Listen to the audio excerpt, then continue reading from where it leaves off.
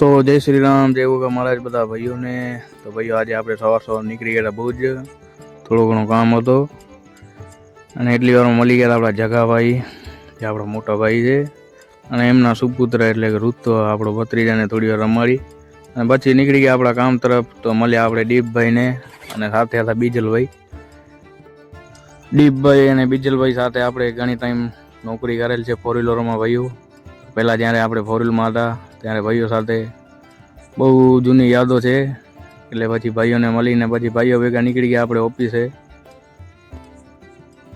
તો દીપભાઈએ લઈ લીધી ગાડી ને બીજલભાઈ નીકળી ગયા એક્ટિવાથી, એટલે આપણે પણ બાઇકથી નીકળી ગયા અને પહોંચી ગયા સ્ટેશન રોડ.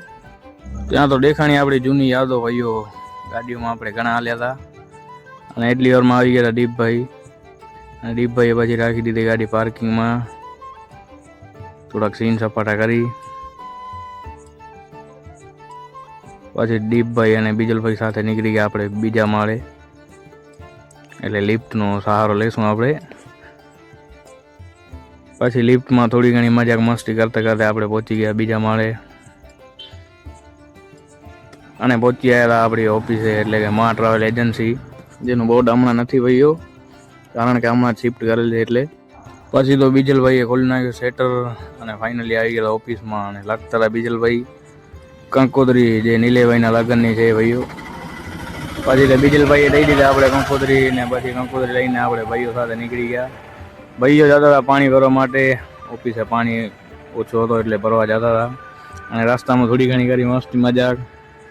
પછી ભાઈઓ તો નીકળી ગયા પાણી ભરવા માટે, એટલે આપણે નીકળી ગયા પછી માનકુવા થઈને ઘર તરફ. અને રસ્તામાં લઈ લીધા અશ્વિન મામા અને દીપકભાઈ, જે તમે જોઈ શકો છો. પછી તો ઓળખી મામા અને દીપકભાઈ સાથે પી લીધી ચાય.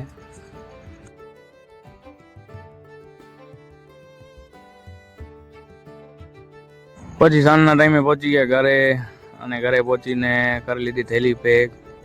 થેલીમાં હતા આપણા કપડાં, એટલે ફટાફટ આપણે નીકળી ગયા બાઇક લઈને સીધા મિર્જાપર.